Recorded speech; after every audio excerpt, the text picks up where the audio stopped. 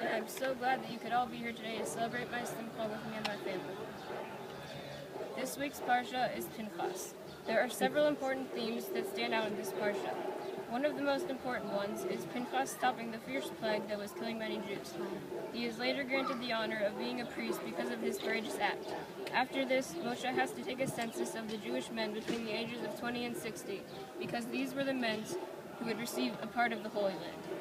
This leads to the most important thing in this week's parsha, which is when Moshe tells Joshua that he will be the next leader of the Jewish people. The very beginning of this week's parsha is about Pinchas stopping the fierce plague that was killing many Jews. This plague actually took place in last week's parsha, which is Balak.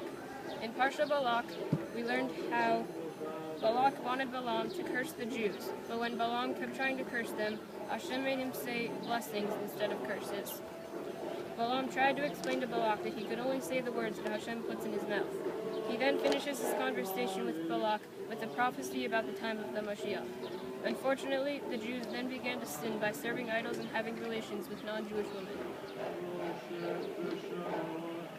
One of the Jews who began to sin was a man named Zimri. He sinned by taking a Midianite woman into his tent.